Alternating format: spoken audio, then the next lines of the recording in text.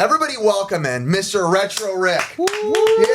All right, hey. Welcome in. I have to say, so we posted a poll like asking the world, like, what is the one thing that everybody wanted to ask Retro Rick? We posted all these different questions, and by far and large, the one that came through is, how has your life changed since opening a retro game store? Oh, not at all. It's so like chill. You don't have to do anything. Yeah. Owning a game store is the easiest thing. Tell me. So Tell easy. me. Let's hear. Let's see. How's it changed? Man, I'm at that game store every freaking day, it seems like. Just all the time. And I was telling Chris, it's just like all the stuff that has to be done is unreal. Like, you know, I actually talked to friggin' Phoenix Resale. I was talking to him about it. We're already bringing him up. I know. Come on. I was talking to him about it, and I'm like, dude, it is one thing to sell online. It is one thing to sell on whatnot. But oh my gosh, the process of getting something into the store and out onto the floor and selling it, and like that whole process is wild. So what I want to know, so you did YouTube like us, right? You're doing YouTube. You're doing YouTube. I Going did. along, doing What happened to me? We all forgot about that. You're known as the game store guy at this point. But at what point, tell the, because we know the story, Ricky and I, we've heard the story where one day you're like, and I remember the phone call. I remember where I was standing in my backyard when you call me and you're like, I might buy and I'm not going to say prices. I might buy a mega game store and have to pay this and this. And I was like, holy. So take them through the experience of what that was like for you. So, yeah, it never was on my radar. Like, that's a very like normal question people ask is like, so like, was this part of the plan? And I'm like, dude, I walked into a game store and she was like, do you want to buy this from me? I was Straight like, up. what? That's straight. Like, yeah, literally. She's like, I've been thinking about this for a while. And she had basically multiple businesses. And she was like, I've had this game store for 17 years and we're just looking to move. They live like over an hour away from the game store. They were driving in every day. Like, we're just looking at moving to the next stage of our life. And she's like trying to think through who could even take this on because it's huge. Like, it's a big game store. It's over 4,000 square feet. It's not like a. I think what makes it feel so big too is the height. Dude, I love the height on your store. Yeah. When you walk in, it's like big, the statues guide your eyes up because they're like, oh, it's you still walk going. in and see this huge Hulk. It's expansive for sure. Yeah. But yeah, and then she basically just kind of asked me if I would think about it. Wow. And then I'd ask my wife, right? Because like she's already. What was her initial? I don't even know. Yeah. So YouTube took a while. I remember. It took a while for her to get on board. She was like, why are you doing this? This is like such a waste of time. Because I mean, it was like, I hustled for, I know. I mean, over a year, like putting in like 30, 40 hours a week. And like, you know, and honestly, the first year the channel was fairly small. Like I think 4,000 people, you know, which is still great, but I'm like, compared to where you know, where or it getting is to now. a place where to a significant other, it feels like worth it. Like, yeah, because I mean, again, I have kids and a family, and it's like, okay, this is pulling you X amount of hours away every. What's the point? So she was already like, she is now on board with YouTube, and she's like cool with it. But then I'm like, I don't know, she might punch me. I'm not like, hey, what about a game store? Yeah, and she was like, I mean, honest to God, she was like, this sounds fun. Like, this sounds like something that we could do together and build something together. Wow. And Love it. She actually works there. I was going to ask, is she involved with it? Yeah, she works there. She works there 1-2 days a week, and she loves putting the discs away. Really? Yeah, That's like organizing awesome. the discs. it's still new.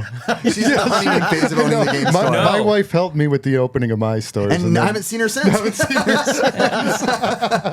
Dude, Even at home. I have to give his wife props. She did the best. Like, she put on the Mario suit on your guys' opening day, right? Was that opening day? No. That was like a Black Friday. Yeah, dude, that was awesome. Oh, dude, she's super cool. She is. Yeah, she will go along for the ride. Was your wife initially super on board with it? Because I know you came from real estate, very different worlds. My wife has been amazingly supportive of all of it. Yeah, when I quit my job and decided I wanted to open up a game store, which was just a crazy idea at the time. This was like 12 years ago. It was not like what Rick went through. He was buying an established business. I started from scratch with The real way. piece of paper. Yes, the real way. Oh my god. Oh my gosh, I'm sorry. Yeah, just a business plan and an idea. But my wife all along was very supportive of it, which I'm amazed to this day. I still credit her. I'm like, I can't believe you believed in that the whole time. So. I can't believe she even married you in the first place. Seriously. Well, that too. That's a whole other She's a story. stud, man. Ricky, would we ever open a game store? I would love. Here's the true story: is you know how I buy all these big things? I buy them because in my head I always think we're gonna open up a game store. In my head. Oh. Well, This is tough. we talked about We this. talked before. about did this talk on a about this. podcast. I was asked. He was very angry at us. Just even bringing it up, he was like, Not anger. No, not anger. But I had asked Rick earlier, like, how many YouTubers own a video game store? Yeah. And we could only think of one other one. Sid Cooper. I'm sure there's others, and I don't want to. Yeah. Y'all tell it. I mean, I have no Scott idea. Squatch technically had his own. He was like Oh, reselling. did he really? I know and- Scott Okay. Squad. Yeah, he's a I great he had a guy. store. Yeah, he's Yeah. great. But I mean, I don't know. To go back to the original question, like, how has it changed life, dude? Dramatically. Yeah. Like, we always. I mean, me and Riff always joke with each other. It's like What is wrong with us? we're already super busy. Like, I was, full-time job, kids, family, try to have a little bit of a life outside of all of it, and YouTube and another channel, and now it's like and a store. I thought I was busy before. I was not busy, dude. I'm telling you, like, I wake up thinking about, okay, I got another shipment of stuff coming in. I got another, we got to do inventory this week. Yeah. We just switched over to a new POS system. What'd you call me? I know, right? Like, literally 30,000 units that need to be Yeah. transferred from Wow. one to the other. It's like, it's daunting. But Like, what- if I say it out, if I wrote it all out and said it out loud, I would be like, I'm not doing this. You just do it though. You're just like, I can't think about it. Let's just do it. It is a weird thing because you are already busy, like you said, wife, family, and I'm the same way. You and I talk very much about this in private all the time. I mean, it was the other day, if I can be transparent, literally got a call from you, and it's like kind of normal for us. You're just like, what are we doing? I don't know, man. Why do we want to? Not want to. Why do we like? It's the kind of thing where, say, I'm so busy, I have a million different jobs, and it's like, all right, fine, I'm going to hire someone to take care of that. The minute that free time is allotted, I'm like, now I can do that with that free time. But my brain, that's not why I do it. And you're the same way. Yeah. You're always finding ways to, I don't know if it's our dads or childhood or something, but it's like, I don't know what it is. Therapy, man. I mean, we were talking about it earlier. Like, at what point are you content though? Like, Yeah. you don't want to burn yourself into the ground. Of course. with too You much have to to find- do. You have to find time for yourself. Yeah, Friday. I take Friday. Like, Fridays I'm off.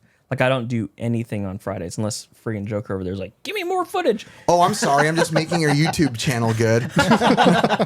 No, but like Friday, I'm seriously like, we don't even like cook. Everything is like You need those days. That's awesome. paper plates. So I'm like, I'm not lazy. even doing free. Yeah, doing nothing. Like, sometimes those are the Oh, best days, dude. Absolutely That's nothing. Friday. That's Friday for us. Every Friday. When we're on vacation, I always say my favorite plans are no plans. No plans. Yeah, that's the best. Mm-hmm. But I had asked you, I think it came up in conversation earlier, like, are you just somehow it came up that you said you were content. Like you were happy where you were at. So even with the time and you don't seem stressed Yeah. with everything that you have going on. Yeah, my wife gets the earful of like what's happening. I can keep it together pretty good, even at like work and stuff like that. But I mean, there's definitely a stress level that's next Yeah. level Oh, that yeah. happens with it. But yeah, I'm content. Like we've talked about.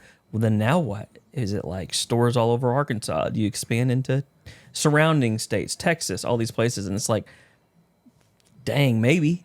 Wow. I don't know, man. I mean, I'm Chris just- has got 5 and still going. So I've said from the beginning of like even where everything is moving with the YouTube channel and everything, it's like I'm literally along for the ride. I'm like, let's just see like- what happens. Yeah, Whatever, I man. think one of the biggest comments that we've had for you to be here is one was trying to figure out how do you distinguish your collection and also your business inventory? Like, what do you take in? Oh, that's right. Because you start in a collecting phase. You're still like, you're a set guy. I got a complete N64. I got complete That's GameCube. what's good. I have the sets. Where's the separation? Yeah, like I have N64, I have GameCube. So there's some that I'm like, I don't really have to worry about it. So rare NES game walks into the store right now. It's and I don't one have you it. don't have. Yes. You're taking it. I'm gonna get it. Yeah. 'Cause Got I'm pretty close. Yeah, Chris, you do the same though, right?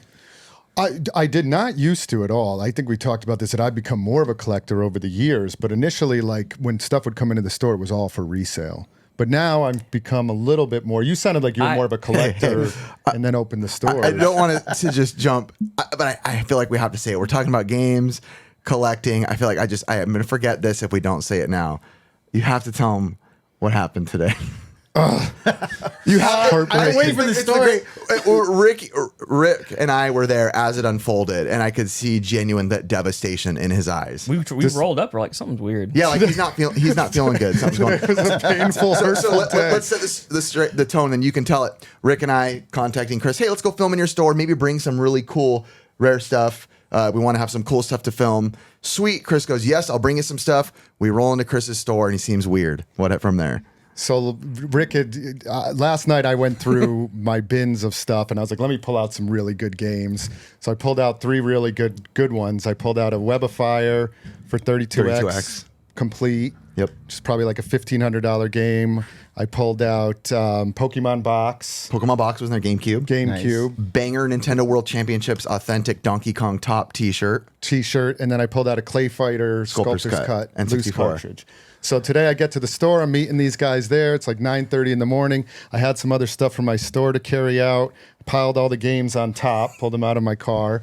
Get downstairs. As I'm pulling up to open up the store to unlock it, there was a UPS sticker on the door.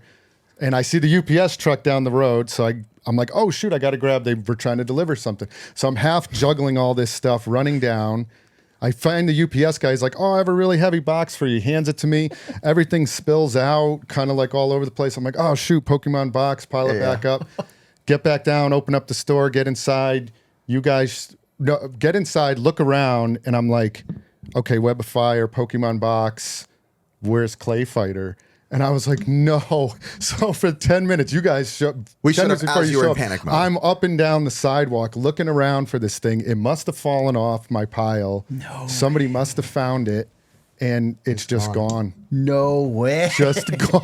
Sculptor's Cut. I was literally like gut-wrenched, like, no way. I'm searching everywhere for it. And in the minutes that it must have happened within 5 minutes. Dude, are you sure you didn't leave it in the truck? Like maybe the guy, like when he handed it to you? I searched everywhere. I could see it even messed up Rick for a minute when we walked by. I just Rick felt bad. He walked over because Chris kind of brought him for us, and for at least to like look at for the show, maybe do something with. And Rick, I could just see he was kind of like, dang it, like I don't feel if good. someone came to my game store to film and do stuff, and I would just be deflated. So. Well, I didn't blame you or anything like that, but I had told you guys when you came over, I was like, all right, you got to give me like 5 minutes to like just reset, digest this, and like purge this out of my system and forget that just happened. But that was a struggle. That was painful. It was probably the Pokemon thief that took it.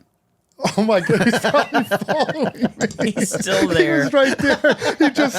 We're going to watch the video cameras. He just runs out from the corner, grabs it. If it's on film, I'll be happy. All right. Well, I guess like one last question to this topic. What has been one of your most favorite things that's come into the store? Ooh, spicy meatball. I'd like to hear it from you too, Chris. Yeah, both of you. Man, I would just say, I was talking to Chris about it. Before, the store was good. It was a good store, but it had like just the vanilla stuff. Like it had a GameCube, it had a couple of N64s.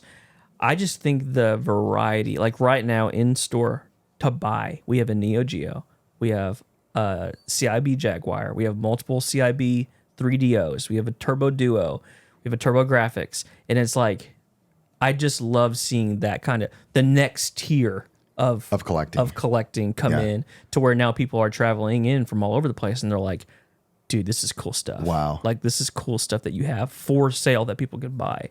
So just like the more obscure type stuff that's just readily available for people to come in and buy. It is fun that you cool. film it too a lot of times, because then we, the viewer, get to kind of get that perspective of what's in, why you're doing things, how you're doing things, and how you talk to the customers and all that. So it's pretty cool. Yeah. What about you? Your favorite thing that's come into your store, Christopher? Definitely a more obscure stuff, because on a regular basis now, I've seen so much of the regular stuff come in. Yeah. So some of the, like, I've had these prototype, like Sega Genesis, Nintendo cards. That's awesome. I haven't had that yet. Only 6 monts in the game. Yeah. And this is only Sorry, like. Arkansas. But those for sure are. That hurt? Arkansas. Yeah, prototype cards. That's cool. Yeah, I love those things. I did have I think I texted you. I might have texted you too. Turbo Graphics promo laser disc. Oh, I think I I did did. see It goes in the that. kiosk. What a flexer. That's pretty weird. Yeah. All right. Well, we're gonna switch on to our next topic. Yeah, man. I'm gonna tell you right now. I think I know which one it is. What It's are we doing? the tier list and it's going to be rating bands. Man, bands. I really hope they're Go. 90s bands because I don't know any. This is a fun one. So I want to, I like to do our podcast. I like to keep it, gaming, nostalgic, but I just also like to talk about things that are anything and everything. So bands, boys. So Is there a guitar? Can I play some of these songs? you are gonna probably play guitar later. Oh, okay. We're gonna force you to do it. So what we're gonna do, we're gonna pick bands. Anybody who doesn't know tier lists, there's no rhyme or reason to these bands. There's no like 90s, 80s. I honestly just kind of shot off like with my wife. Hey, throw out a couple band names. Okay, cool. Even if I like them or not, like cool, throw it out. Okay, that sounds great. Ricky, pick a number between 1 and 5. 5. 5. 1, 2, 3, 4. Ooh, we're jumping off the bat with Blink 182. Might say the legends of the 90s. We're gonna start off with Chris. I like them. Not one of my favorites. What you got? I got a C.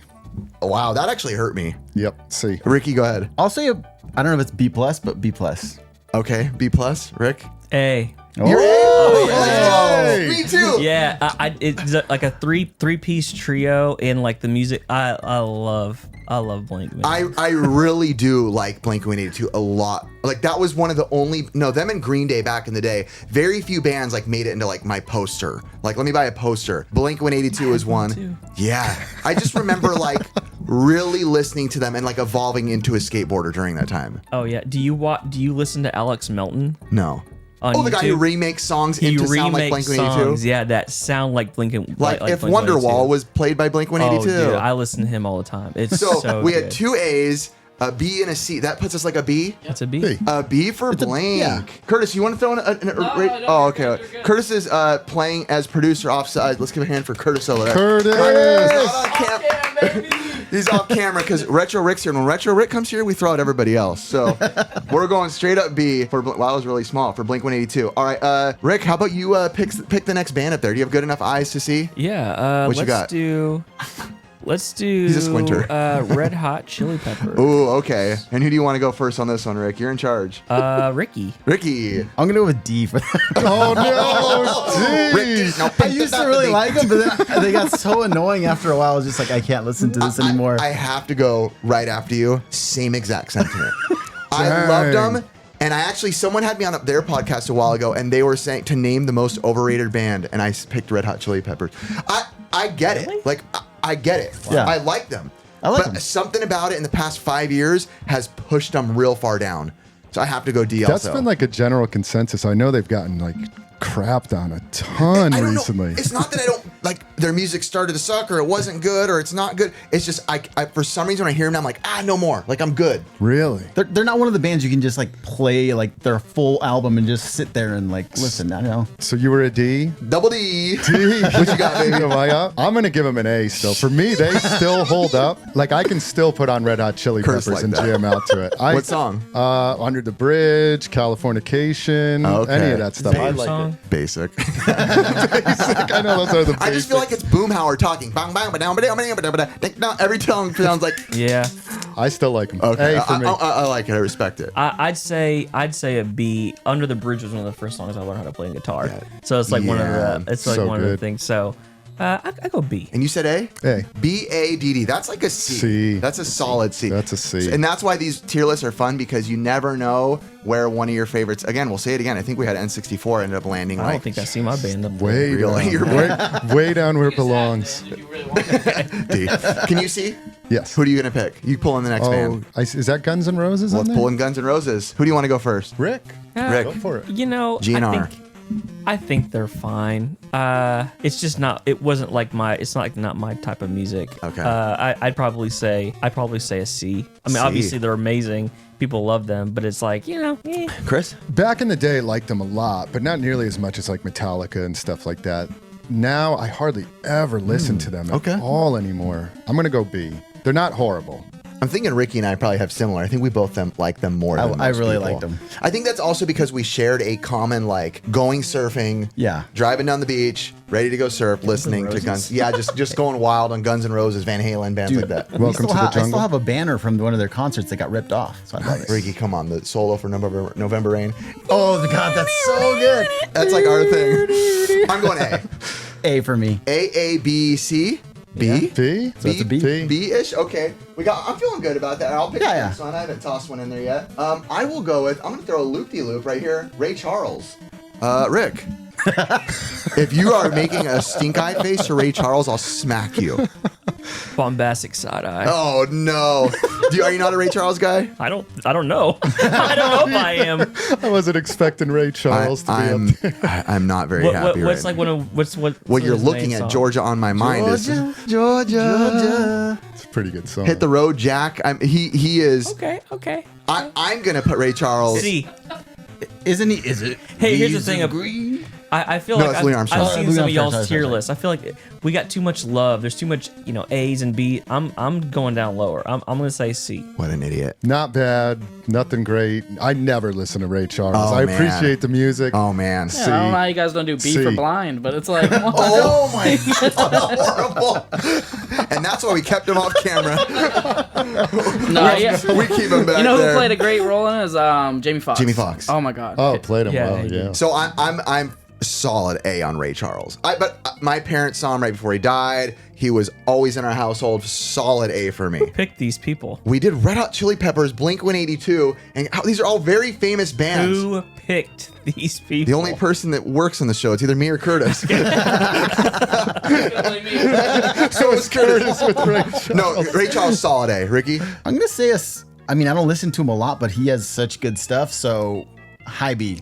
High B. High So I B. think that locks him in at like about a B, right? Yeah. Yeah. Okay. Ray Charles B. Ricky, you pick the next band, my friend. Okay, let's go with some Sublime. Some Sublime. Who do you want to go first, Ricky? You got to call it. I want to see Rick's reaction first. Let's see. Rick.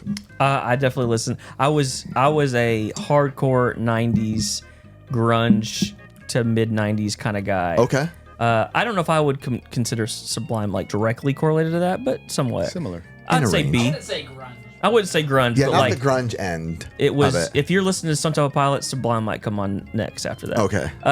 I would say B. I'd say B too. I actually really enjoy him. I love Sublime, always have. I knew you would. You look like you like Sublime. They're another band that has just gotten like hated on recently. They Really? did? I've heard like them and Red Hot Chili Have Peppers. you heard of Dirty Heads? A little bit. Oh, okay. Dang, I was trying to flex. I opened for them. They're very Sublime. But I can still, when I rate these bands, it's like, what can I still listen to Yeah. today? I can put Sublime on. I still Yeah, love yeah. it. See. I'd give them an A. Okay. B for me. Solid B. So where's Solid that put B. him? Does that put him at a B again? Yeah. There's a lot of Just B's in here. Bs. All right, Average I'm and I sorry, thought you guys meaner. were gonna be a little Let's be harsher, meaner. but Okay, I'll be mean. You want me to? We did. Me and Ricky roasted.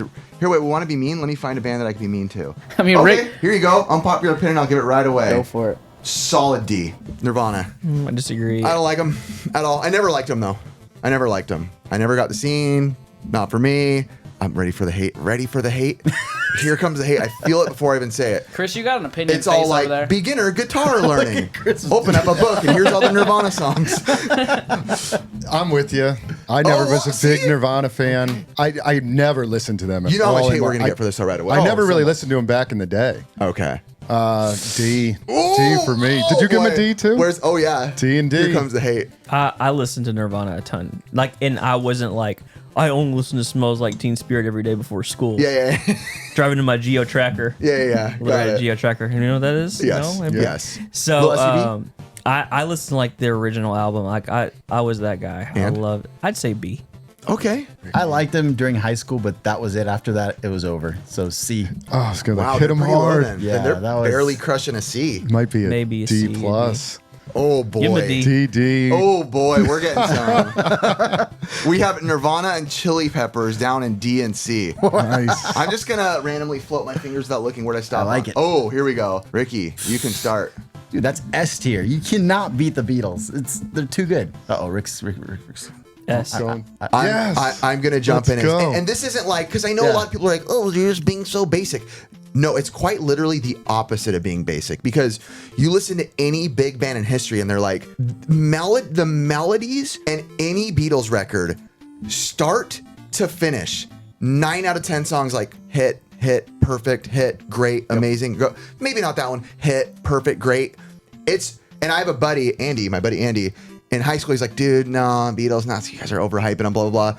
And now in recent times, he's like, it's unbelievable the amount of good music that they have in such a short time. And I S don't, for me. I don't think people put enough credit to the fact that like they were a UK band and they took over the US. Oh yeah, 1964 they arrived and the world was going bat crazy for them, and in my opinion, still rightfully so. So S. 1000% S. One of my favorite bands. Love Let's them. go. Yeah. So much they hold up so well today. I put them on in the morning sometimes, like all the time. They I'll had listen to at the one point Beatles. they had like 7 of the top songs, like literally was Insane. all Beatles, like literally the top 7 songs. and so many Wow. different like types of music that they created. Unreal. Too. Like some real rock and roll stuff, melodic I mean, if you stuff. literally like listen to the records from unbelievable. start to finish, you're like, that's the same guys. Yeah, sometimes I'll hear them and I'll be like, "What? That was the Beatles?" Like I didn't even know that they sang some of these songs. So Yeah. just the most massive library of music. Greatest Beatles song? Oh, I was gonna ask that. Oh man, I'm guessing Ricky's gonna say Strawberry Fields. It changes for me all the time, but yeah, I so guess Strawberry many. Fields right now. Wow. I like Strawberry Fields too. Strawberry I've always Fields liked is Rocky good. Raccoon. I've always Rocky liked- I love. Awesome. I played it's that song always like- decently well. I don't know all the Cheesy. names of all of them. Oh, that's but there's a okay. few that I love, but I don't know if I could. Right come now, up for with me, the probably name. Golden Slumbers. Oh, that's a great song. Chris is Okay. number 9 right now. They're locked in. They're locked I in got at you, bro. S. I feel. I'm happy we went there. My favorite song by them is All Their the song Small at number Things. 9. Is that a song? Oh, here we go. Let's get people mad again. Coldplay. Yeah, let's move it. Let's move it. Let's move it along. Coldplay, A. Oh boy. Ooh, Chris. probably like an F. I've never really ever listened to Coldplay. wow. The few times I've heard them, I don't like I'm a D. them at all. I'm a yeah, D. I'll throw them in an F. I'll give the first F out there. I'm a C. They were all right back then. I mean, they have good songs. They're low. Yeah. This is low tier. We just destroyed Hey, and Rick's. I saw them in concert. All right. Just brought his A to a D. Wait, you gave it a D? Yeah, I saw them in concert too, and I literally was thinking in my head like, I'm better than all these guys at all these instruments. All right, here we go. I'll just jump in and say S.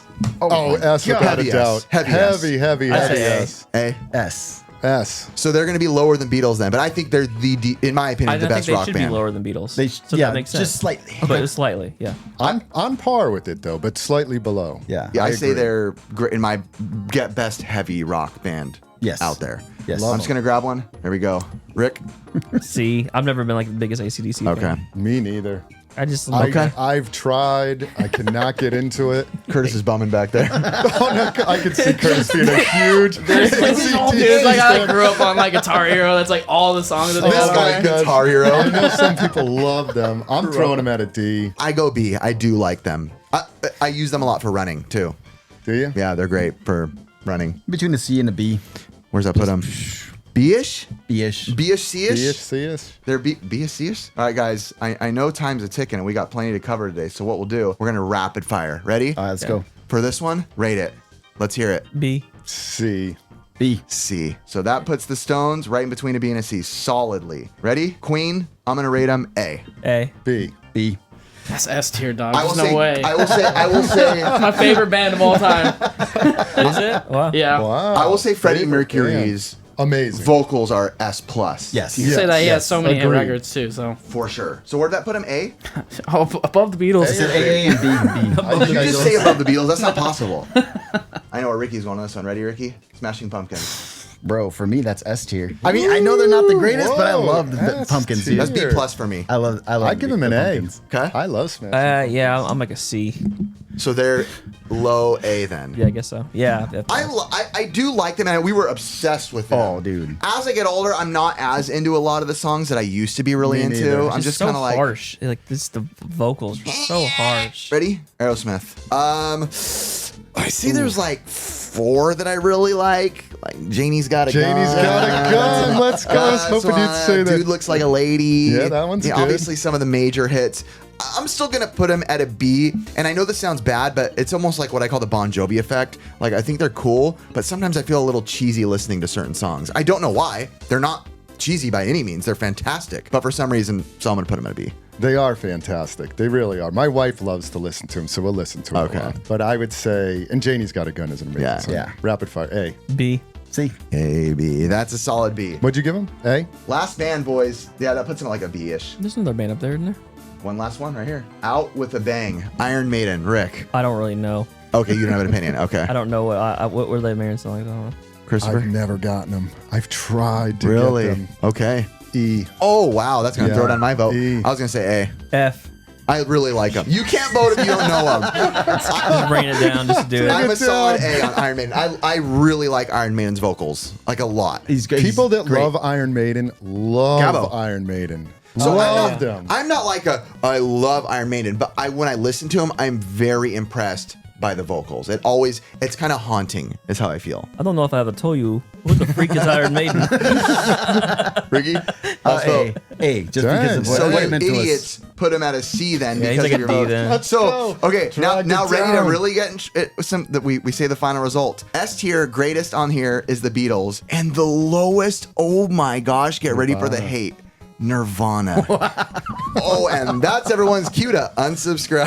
Jeez. All right, we'll get a nice drink of water. We're gonna get into our next topic right now. Why did you start YouTube journey when there was already an established retro scene? Ooh, this That's is for to you, Rick. Rick. This is me. This is a you. So check this out. So a big thing even I wonder for people, big question's always been on YouTube. Is it still important should you still start a YouTube channel, right?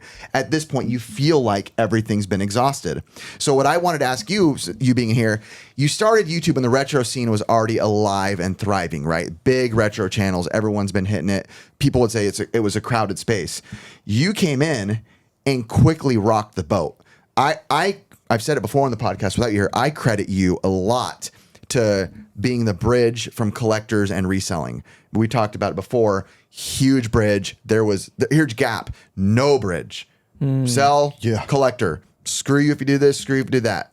You came in and it was like, I do both. And for some reason, your Arkansas accent or something, but people liked it and allowed it because other people have talked about it, but it didn't really hit. So what made you decide I'm doing in YouTube, I'm in on this, and feel free to talk about how Ricky and I inspired you. Yeah, totally. Yeah, y'all did. I think so. I have a creative bug in me. Like I'm a musician. That's like I definitely have that. And I had just seen YouTube and was digesting a lot of YouTube, but wasn't seeing what was in my brain. Like I wasn't seeing exactly like the way I would portray something. So like I was watching other YouTubers that were similar to what I did, but it didn't cross the bridge, kind of like you're saying. And I always thought this is so relatable for people. Like people can game hunt, and then that's kind of where the $10 game collection kind of all came together, which is probably the biggest series that I had. It's just like people feeling like this is relatable to me. I can do this too. Doesn't matter if you live in wherever. So I don't know. That's kind of like I envisioned a YouTube channel of the stuff that I liked that didn't quite exist yet. Yeah. So I kind of like, because I wasn't just games. I love the vintage toys and stuff, and I hadn't seen another YouTuber do that too. Y'all were still basically just games. Yeah. I don't remember y'all doing, that. So like, I would go to flea markets and be like, man, I think all this stuff is cool from my childhood, not just one demographic of things. So I was like, I don't know. Maybe I'll just make videos about that. What was the pull the trigger moment? Like we have a pull the trigger moment where we were like, okay, forget it. We were watching the Game Chasers. They found the Miracle Piano. We're like, we just found 2 of them.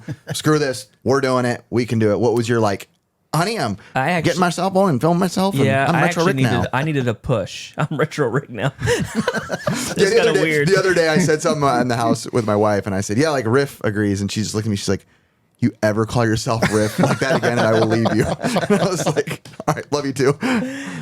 So it actually takes me I'm like a very slow to move type of person. Like I just don't jump. I'm just not like that.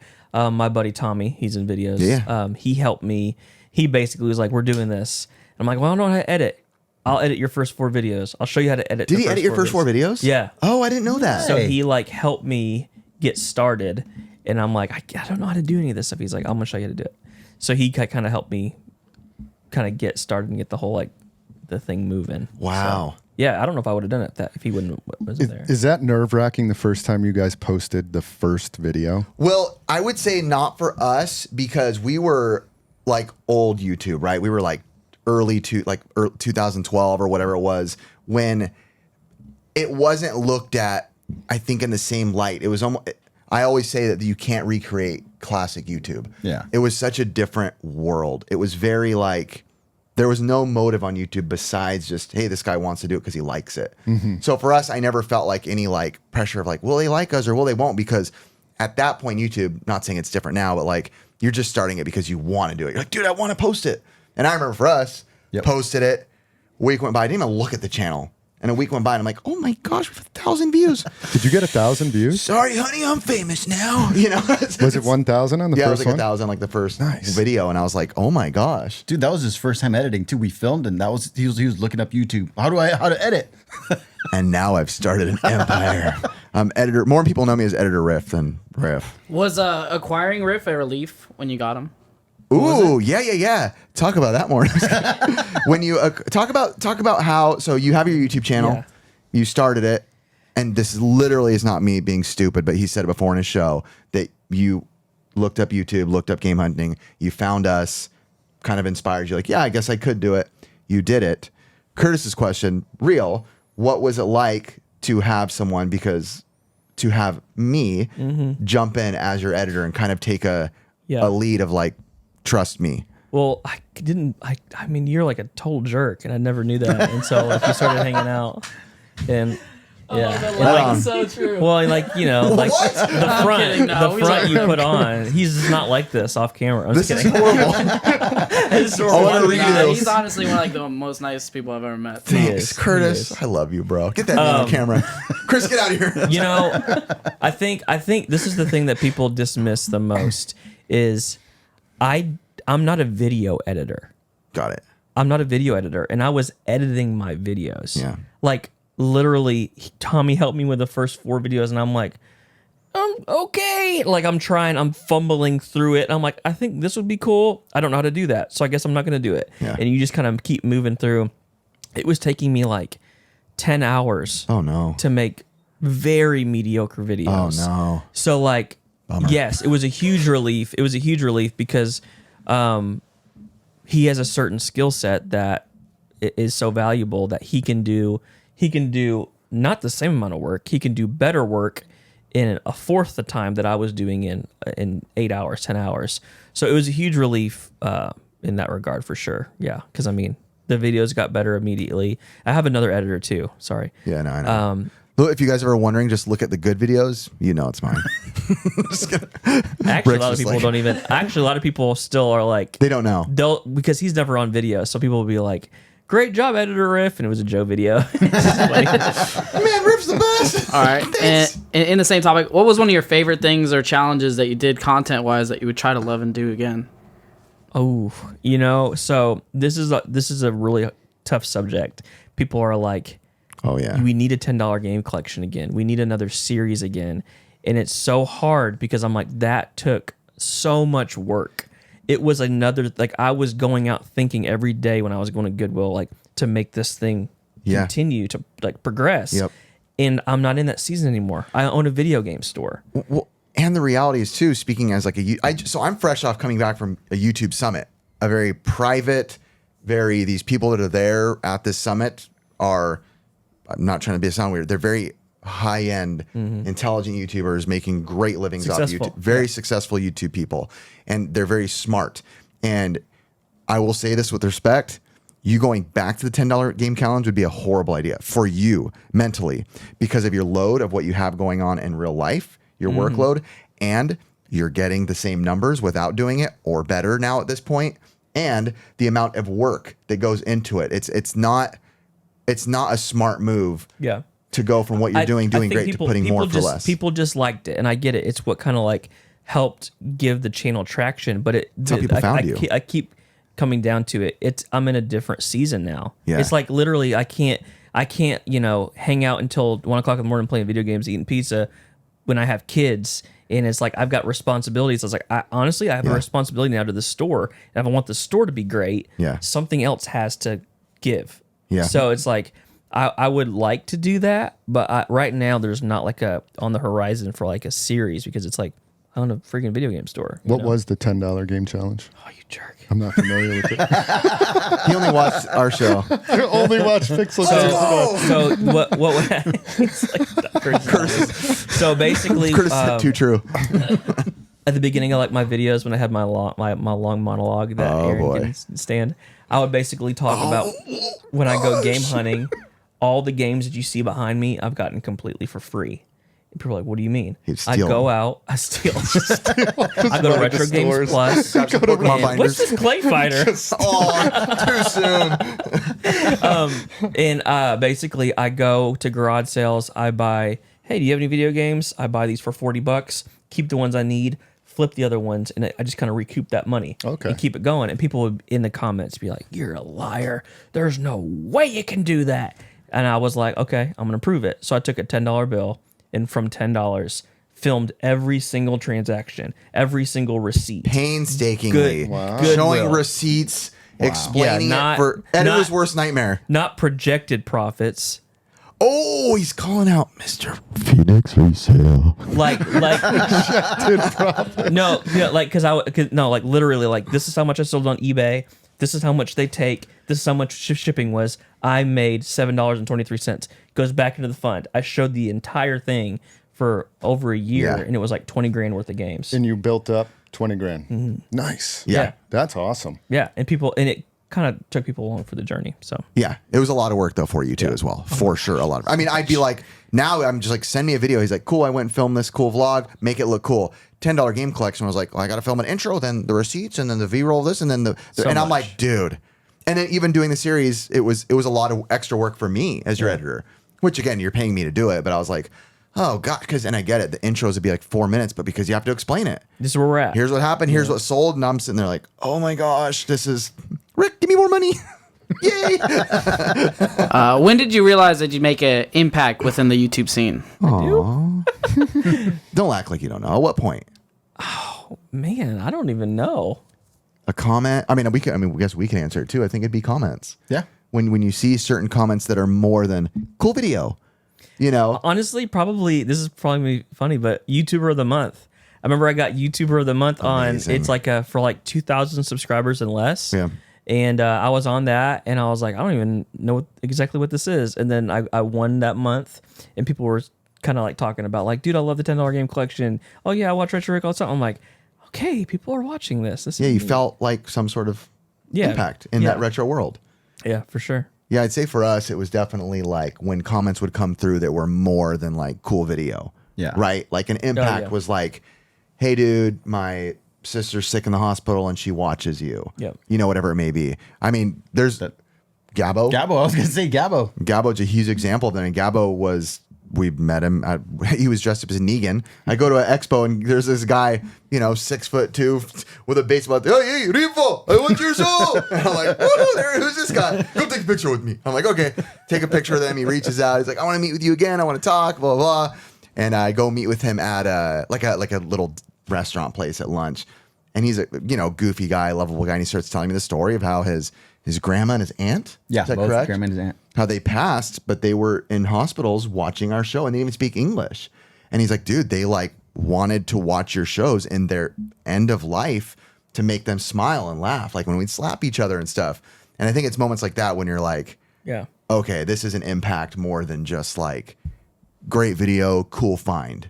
It makes you feel like a different level of like, I guess, respect for what you do. And I think it's good because it gets you through those seasons of like wanting to not do YouTube. You're like, I don't really care anymore. I'm so tired doing this. And then you get those comments and you're like, okay, this has value. It feels good to do. Yeah. So. Yeah. All right, well, we're going to transition on to our next topic, and it's going to be a little fun game. Uh-oh. Agree or disagree? Let's go. Go. Game time, babies. All right, boys. Do we have signs? Ladies and gentlemen. Let's go. So Retro Rick, the way this works, our beautiful off-camera voice, Curtis, is going to read a topic. When he read a statement. He's going to read a statement. He reads it, agree or disagree with the statement, and then we talk from there. You ready, gentleman? Christopher? Yes. You beautiful soul, I Ricky. mean, we got some Q, U, all the T signs. Ooh, Q-U-U, all the T. I like that. I I used like to have B-E-A, beautiful. What's that from? That's from Bruce Almighty. There we go. Oh, my It God. was. The world's best Did you VHS. close your I eyes? said that earlier. Did you close your eyes and do this? But hey, shout out to honestly, a lot of audio listeners. Real quick shout out Yeah, over 2,000 Yeah, downloads thank on our you. first 2 podcasts. That's It's been crazy. awesome. on Spotify. Crap. On I know. everything. Awesome. So we'll have to Y'all make are sure special. we'll make sure we cue those people when we hold up our sign. So all of you help me remember as it goes. Yeah. 'Cause, you know. All right. Well, the first one's gonna be Bart Simpson is the best Simpson. Okay, so this is Best Simpson, not Simpson show character. This is Best Simpson. Simpson character or This is hard. This is really hard for me to do. So we have an agree from Rick, agree from Chris, a disagree from me, and Ricky. he was almost there. It was a, Oh, it's a man. disagree. So what took you to disagree, Ricky? It was actually Ralph Wiggum. That's I not a love- Simpson. Oh no, he's saying Simpson character. No, Best Simpson. character. He used to be in Simpsons Just character. Simpson. Any character. no, well, Surely then it's that's- definitely definitely a thumbs down for me. So What is it? All Is it all- Simpsons? is Yeah, it that's Just what the I was saying. Like Simpson character. family? I mean, like Like- whoever in the No, Simpsons. we're saying- like in the show. Simpson show. family? Simpson Or- family. We could do family. Just Okay. like narrow it down. overall Then yes, Simpsons. then yeah, it's with Bart. Nope, all over Simpsons. Still in? Whole Simpson Whole show. Simpson? Millhouse Okay. is the greatest by far. Yeah, Ricky, who's your favorite? Ralph. Ralph Wiggum. You guys are solid locked in on Are you Bart. still in? Yeah. You can't change it now. What about Homer? No one likes Homer. I was gonna say Homer is my second. Flanders. I was, dude. Flanders. I'm disagreeing because I like Flanders. I was gonna say Flanders. So I was gonna say I thought we were doing the Simpson family, right? Oh. The 5. But I was still gonna disagree, and I would have said it would have been thumbs up when I was a kid, but now it would be Homer because I relate so much Homer's to just awesome. like, you know. I love Ned Flanders though. I was like Ned Flanders, Bart, but I love What is it? Flanders. Geese I love love all goose? of that stuff. Geese. Oh, geese. Let's go, sons of Flanders. Everyone else loves Ned Flanders, not me. All right, there we go. What's the next one, Curtis? Street Fighter is the best, the better than Mortal Kombat. Excuse my mistakes. Yes. Ooh, so we Get got outta 3 here. thumbs up, except Chris was very disappointed. No way. So Chris has a heavy thumbs down. How come? I'm a heavy Mortal Kombat guy. I love Really? Mortal Kombat. Mortal So you Kombat suck 3. at fighting games. No, I love that. First of all, if you play Mortal Kombat, You got mad. you can get so good at that game. I He's the thought I more- was good. He's the more hardcore guy. He We're like is, the, true. But We're it- Super Nintendo. Yeah, I know. I thought I was good at Mortal Kombat, and I play it all the time every day with one of my workers, Cameron. You saw us playing Yeah. today, and then somebody came in the other day and smoked us at Mortal Kombat. Who's your character? I like Smoke. I like Cabal. I like Liu Kang, Okay. Scorpion. Okay. So all of them. Those are my mains. I liked. I liked Baraka. Baraka's The good. guy with the Obama, the yeah. hands. Baraka Obama. Ricky. Street Fighter. Street Fighter. I'm with Street Fighter. Street Fighter. Street Fighter. In my opinion, the controls are so much better. In my opinion, again, there's no. To me, this is the difference. I feel like if you're playing Mortal Kombat and you're really good at Mortal Kombat, nobody can beat you. If you play Street Fighter, I could go in and just hit a bunch of buttons, and I feel like you could get beat. Oh no, you I haven't played feel my like You haven't brother. played good people. My brother will beat you. My brother will beat you with his pinky. Give him a pinky. You won't Yeah. get a hit on him. Do you change your button layouts? No. RXYLBA. Where's my squad out there? Somebody tell me they play RXYLBA. All right, go ahead, Curtis. Next one will be most YouTubers probably fake their personalities. Oof. Oof, that is hard because the word most. I'm gonna spin it. I think people are. It's hard to like be that all the time. Like there's like an on factor sometimes. Like Boy, that's a really hard one to answer. you know what I mean? It's like even for me, I tend to be a little bit more. I'm not Aaron level. Like he What's is. that mean? You What's that supposed to mean? He's saying you're Come fake. on. like you're just a lunatic all I the am. time. That's true. Like and I tend to be a little it takes some energy for me to create energy. Like it's not me being fake, it's just like it's hard for me to be on for X Yeah. amount of time Yeah. where I'm like, okay, I just want to chill now. You know what I mean? And like especially having the game store now, I feel like I want to make, the experience for people to not be like, that guy hates what he does. It's like, hey guys, what's going on? I really am happy, but it's hard to be super happy and like that for 13 hours in the store. You know what I mean? So I don't know. I'm like I'm like there too. Like my I don't have a rating because there's, like you said, there's such a thing as putting it on, but it doesn't mean you're being fake, right? Yeah. You just have to be. Your entertainer self comes out. Mm-hmm. And I even noticed a long time ago, before our house burnt down as a kid, my parents would show me old footage of our family, and this wasn't going on YouTube. This wasn't going anywhere. The minute the camera would come around, I'd be like, whoa, whoa, whoa, like let me throw an orange. I make noises. Like there was no rhyme or reason, but that's just where my brain went, and it wasn't like, oh, hopefully YouTube sees this. You know, it was just personal. What about you? I try to be the same person regardless, whether I'm filming with you guys or not. I've always tried to stay steady. But knowing you guys on and off camera, like knowing you, Rick, like you guys seem maybe there's a little bit of a person, like more of an entertainment persona that you and might that's go just into. entertainment in general. Right, just entertainment, which I would imagine anybody does when they're right. Just the way you might talk or, project, all of a sudden the camera's on already act this way. But I wouldn't say it's fakeness. You see us on you're an outsider, Curtis. Well, so I'm you not. were an outsider. Well, you guys is a different sample size. I think larger YouTubers who have like a huge, like millions and millions of followings, I think they have to like kind of put up a persona in some cases. I went to YouTube Summit this weekend again, like I said, and I hung out with some of the big dogs behind the camera, behind the scenes, not rolling. And I'd say like 80% of them just seemed like the same people that are on camera, even when they're just chilling. I always feel like fakeness shows after a while too. You can only hide it for so long, and you're probably just better off being true to who you are. Yeah. Yep. That's why Phoenix Resale probably won't last that much longer. I'm just kidding. I love Caleb. All right, on to the next one. The PlayStation 1 has the best startup screen sound. Ooh, the PlayStation 1 has the best startup screen sound. Man, I might have to disagree with I gotta that. disagree. You're going Dreamcast? I'm going Dreamcast. How did you know that? I know you. I'm going agree, even though I'm not a big All right. I'm gonna PlayStation So Riff disagree. and Rick agree with each So other. there's 2 thumbs up, 2 thumbs down, so Rick and I, you agree with me that you it's love just, it? I feel like it's just so iconic. It's great. I feel like it did a pretty really good good. job portraying like we're in the digital CD era, right? Those trickly sound effects and that before it starts up, then the little trinkle off of sprinkles at the end. What's the disagree? The first thing that came to mind for me was GameCube. I love that. That's the man right there. That's the one. Rick, You I'm with like you. it too, I Curtis? love it. That's the one I was thinking of. GameCube one is easily. so awesome. I think it's one of the worst ones. No way. I think it's don't- the. You like it too? What? He's a GameCube? Dreamcast. I love Or the you like GameCube. Dreamcast? But Dreamcast would have been my first pick. It's And really then whimsical. GameCube? Yeah, it's I don't even know how to explain it because I just see Yeah, the little. what does it do? It's like hollow raindrop sounding, right? Exactly. It's Yeah. It has I like can't think of It, it. it literally reminds me of like anime. Like that's what I would picture like anime. Like It's very airy and it has like air, like water drops with echoes, right? Yes. Yeah. Yeah. You don't know? I'm trying to picture What's it like but being a fake gamer? We should have told you on the last What's a conversation. Dreamcast? Yeah. Mr. Fake. Curtis, what you got for us, baby? The Zelda games are RPG games. Ooh, okay.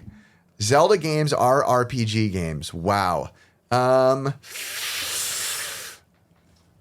putting yes. Chris is putting no. It's usually doesn't classified feel- as action. Yeah, action. I'm gonna go. I'm action gonna go with the adventure. basic of saying it's an action RPG. Ricky says no. Rick. No. Okay, so Ricky, what's your guys' nose? Why am I the only one holding a I yes? feel like it's an action adventure game. Yeah, to me, not so much. Yeah. like role playing. I feel like Well, is a. It's almost like role playing is any game though, because you're playing a role. Well, none of us are. Final Fight's It's a role definitely playing. think of, more, like, it's definitely technically. more on. Yeah, when I like- think of role playing, I think of like a lot of quests and side Final quests Fantasy, and like- Final There's Fantasy. side quests in Zelda. There is, but like the early ones, not so much. That's true action adventure, like 1, 2, 3. yeah, like I feel like it's like I'll hit you and then you hit me. Like that's what it. That's Final turn Fantasy. based. Well, yeah, sorry. Turn based. That's But- true RPG in but my opinion. exactly, Like I'm Final like, Fantasy 7 and all that. That's Yeah. when you get into like I'm getting bored RPG. I love those. I'm just being, I love those I can so han- much. I loved it. I can handle like 16-bit turn based. Anything after that, I feel like I'm like I don't know. Like I feel like I never get So anywhere. drawn out. Yeah. Too much. I can't like get the later anywhere. Final Fantasies to me are unplayable. I can't get into that stuff. I even struggled in like Breath of the Wild. I'm like, oh god, I got to cook stuff first.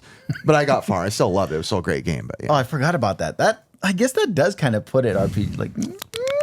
All right, last one on the list is going to be staying in shape is difficult. Thumbs up from Yeah. me. Definitely. Yeah. Well, I have no shape, so yeah.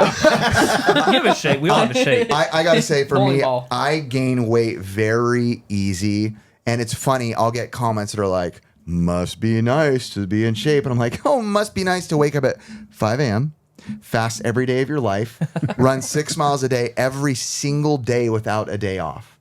It is not nice. It is brutally Someone's phone is making a shaky sound. That's okay. Not Leave mine. it. Who cares, bro? Actually, What about you, Chris? You're in shape over here, bro. It's a lot of work. Okay. Yes.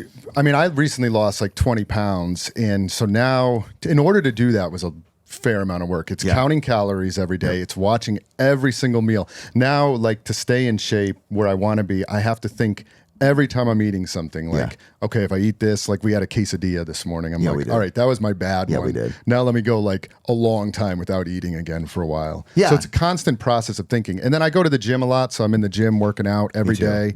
I'm in there for probably an hour. Yeah. I walk and try to get in, Yep. you know, couple miles of walking every day. So it's time and work. And there's no shame to anybody. That's just No. to what you're saying. Staying in shape, unless you're one of those, well, I guess in shape is relative. There's always that, the people who are like naturally look like super skinny. And it's like, oh man, that's not fair. But that doesn't make them in shape technically. Yeah. And it's hard in the sense, but I also love it. So it's work, but it doesn't mean I don't like it. I love like working it. out. I love it. So I do not jive well if I don't get a run in. Like I'm like upset. I'm angry. Rick. Yeah, no shame to anyone's game. But my goal is just to look like Curtis almost just fell asleep over there. All this getting in shape talk has gotten me tired. All right, we're gonna transition into our next topic, and it's gonna be a little bit of a dicey one. But I'm gonna skip over one, and it's gonna be why retro game stores rip people off. calling us out. So Yes, and you're involved in this conversation now. so we can put this away. So the big topic with this and why I wanted to say that is, I'm, obviously friends with a couple guys in here who run game stores, and we've been around game stores forever. And one of the biggest memes of all time is take it into GameStop and get 2 cents. But the reality is, you post a lot of what you do on the internet in your store. So people come at you in the comments. I've seen it. Wow, what a ripoff, Rick. I can't believe you paid 50% of value. What these people don't understand, you can go into is employees paying people salaries, paying the light bill, paying to have the rugs cleaned. People have electricity. No idea. So tell us, dive into it. Go deep with me, baby. I want to hear this from deep. And also too, like this is an interesting thing that we're talking about too, because it's like we are posting, like, and people say that in some of my videos, I won't say exactly what we're paying. There's no making anybody happy. Like I'm telling you, if we paid 78%, people still wouldn't be happy. If you paid 100%, you might not even make people happy. Yeah, people are just not going to be happy. Because if I posted on this part of eBay and this part of the world in the time zone, I could get this much for it. Yeah.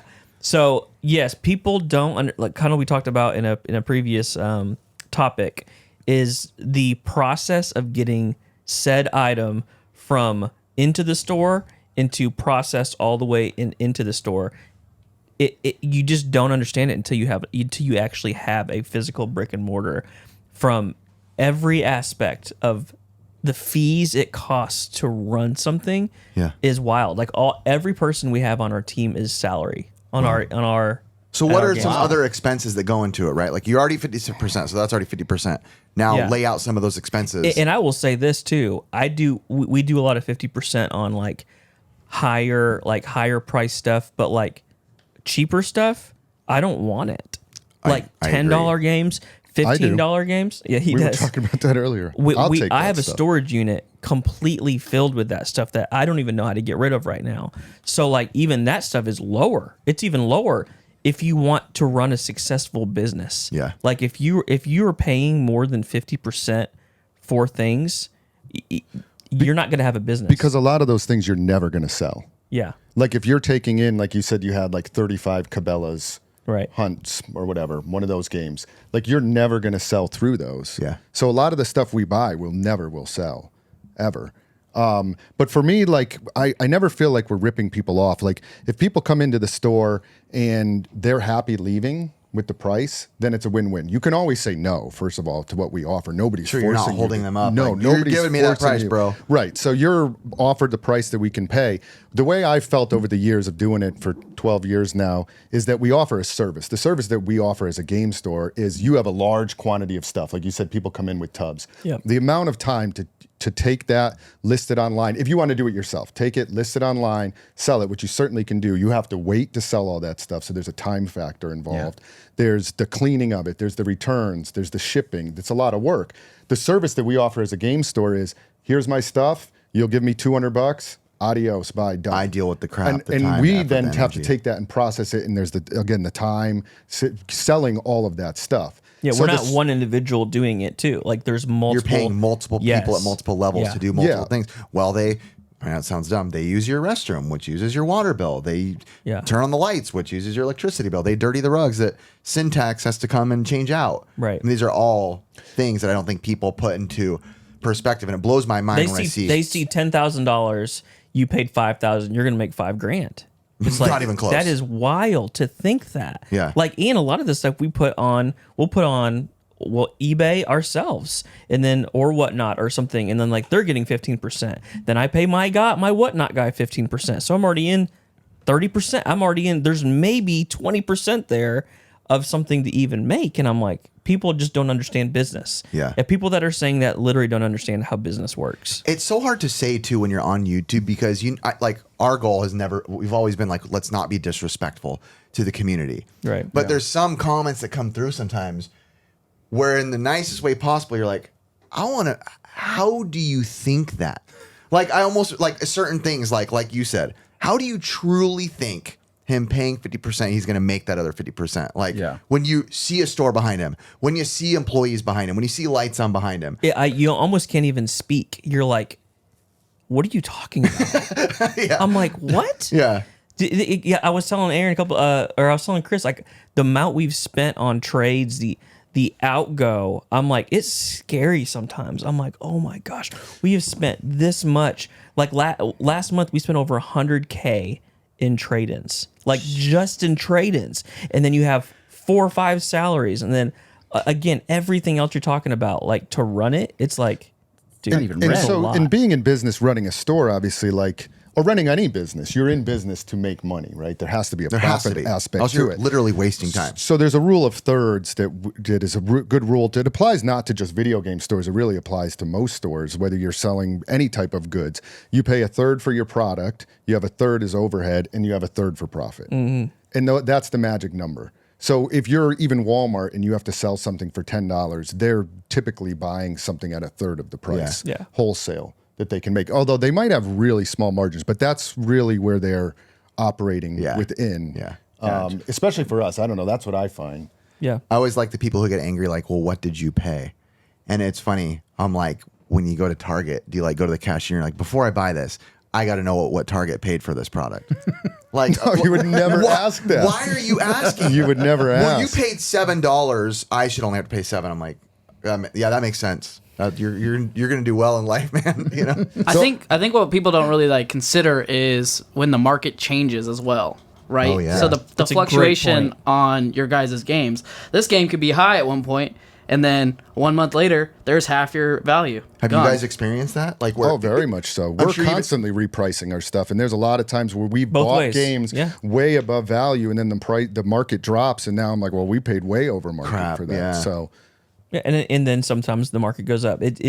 There's so many nuances that you have to, like you said, you've got to give yourself literal margin for those nuances to occur. because you don't know when they're gonna hit. Yeah, you don't know. If I'm being completely honest, even with the store, we don't even know how profitable it is even 6 months in. We have a lot of outgo. We have a lot of new product coming in, and our sales are great. But we're still trying to figure out, even with our What's new our profit? POS, like my general manager is always like, Rick, I might need you to hold off on buying. Like, I don't know how profitable we are. Like, because we give the most. Like, the nearest game store to us gives, like, I think 28%.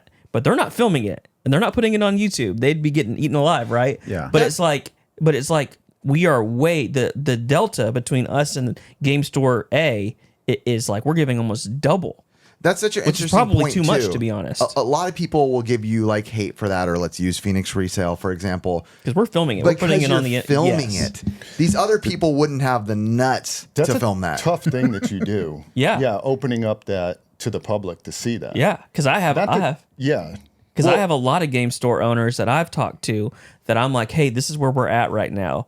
We're giving roughly, again, lower item games we're giving a couple bucks for. Like, but the higher stuff we're giving 50%. They're like, that's dumb. That's too much, Rick. That's too much, Rick. If you want to stay in business, that's too much. I'm like, well, I'm in a different situation Yeah. than most people. Yeah. It's like, I want to treat people fairly, but then also Me I'm too. filming a lot of it. Always want to be as like fair as possible Right. to people and offer the fairest price that we can offer. Right. And again, people can always say no to it. I've always found it's very difficult for the guy that comes in with like one game that's like, hey, I have Chrono Trigger. And he'll come up and say like, I know this is worth $120. What can you give me? And I'll be like, we can maybe give you like $50 for it, right? And he's like, this game's worth $120. You should at least give me $100. And I'm like, you don't understand. Like that $20 is disappeared before he gives it to you. Right. It just doesn't business wise doesn't work. The time for us it'll that take your way. guy to process it and go flush the toilet, it's going to equal the Right. money. And so before it you just know doesn't work for us. And, more than welcome not to take the offer Yeah. that we give you. But now if that person comes in and there's a Chrono Trigger within like 1,000 other games that they have. Yeah. And they're like, hey, I'm just looking to sell all this stuff. That's when I really feel that we offer the most value. Yeah, 'cause to it the starts to community. make more sense It's that like, way. okay, I have a ton of stuff I need to offload. I'm moving or I cleared out an attic and I had all these games. Like we really offer a service. I feel like taking everything. Yeah. So It is weird buying, knowing that people seeing that interaction. I know Sick Cooper shows it. Scott JHMDF used to do it back in the day, where you kind of show what you're getting stuff for. Here's a trade. I got this trade in. I use Caleb as an example because I've heard it from people before saying, and not even to defend him because I love to make fun of Caleb, but like people will be like in the comments, like imagine being at imagine being at a vendor's table telling them what you're going to resell it for. And in my brain, I'm like, imagine everyone else in the world who isn't honest telling you that they're reselling it. There is obviously collectors are buying it. But we are well aware that there's a crap ton of people who are buying stuff and then they're going to flip it. That's just part of it. They're doing it. Caleb's just being honest about it. And I've always found that respectable, but it's interesting. That's something that he's always gotten a lot of hate for. But in my brain, when I'm editing, I'm like, you're just saying what most people don't say. Like, sweet man, thanks for this. I'll probably sell it in a week. Like, Yeah, what's hard too so I've been on both sides of the coin where I was praised for going to garage sales and thrift stores and being like, that's awesome. retrorick got that for $2. He bought NCAA 14 for $2 and he flipped it for $100. And now I'm on the other side of the coin where people are like, can you imagine if I was doing that, filming that when customers came in? I'd get eaten alive. Yeah, you and people can't are do like, it. I can't believe retrorick did that. So praise in one regard, and then the other regard, it's like, whoa, this is tough, So I mean, it's not much different than like, going to the flea market. You're finding stuff for $1, $2. To be honestly fair, you would have to be like, hey, by the way, this sells for $50. I think that you pricing it at $2 isn't fair. I should pay you $27 for it. But nobody would ever do that. Ricky and I are in an interesting spot though, because we can technically get away with not saying it goes for this because we only sell on Whatnot. Yeah. So we don't know what it's going to go for. There is no. It's true. We don't know. We could get 30% of its value or 110% of the value. Or lose.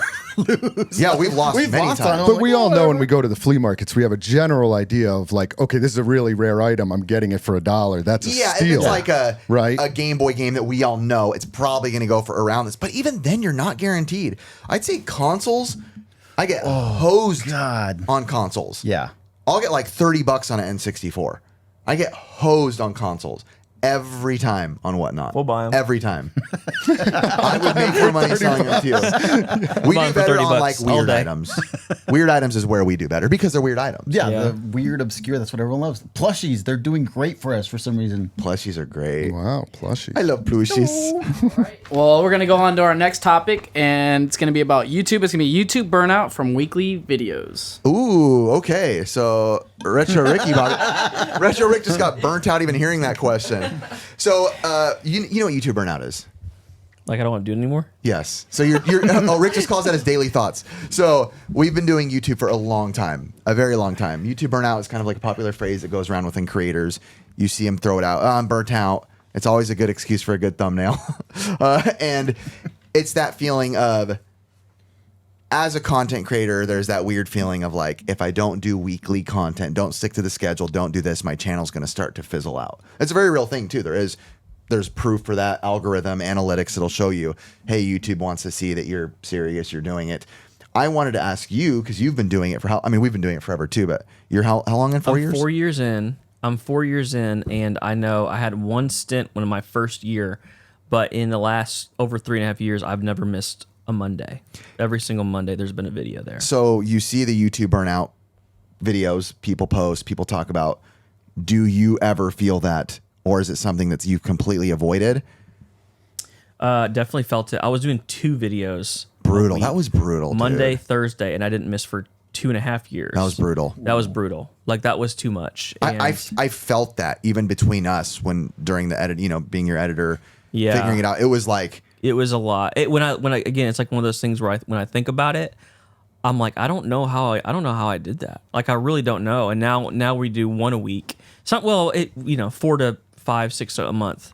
But I have felt it, but we just had to work really smart to get around it. So I'm here this week, and I was telling Chris earlier, I'm hoping to film 12 to 14 videos while I'm here.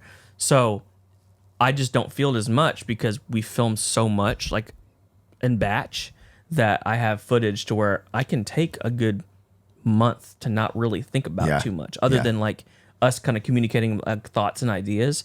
But I'm not doing it every week as a whole like workflow. Yeah, it's like we filmed it. Like the video that I put out at Chris's store was over a year old, and it just went out like a month ago. It just went out. It was finished over a year ago. Yeah, I loved when people shouted out your subscriber count. They're like, "Look how old this thing is." Because I showed my subscriber count in it. I'm like, because I put my little picture of my name. It's like Pixel Games Squad. It was like 50K or something. We're about to hit 100. But you know what? To me, that was like, hey, thanks, cool. internet. They connected the dots. That's they were like, and awesome. Rick had like no beard. He still was happy. Oh yeah, they called out your beard too. That's right. Still happy. Oh yeah. So As a creator, batch filming is pretty important, and it means you film a bunch of stuff at once, save it for like change shirts. But it can. I don't even do that anymore. I used to.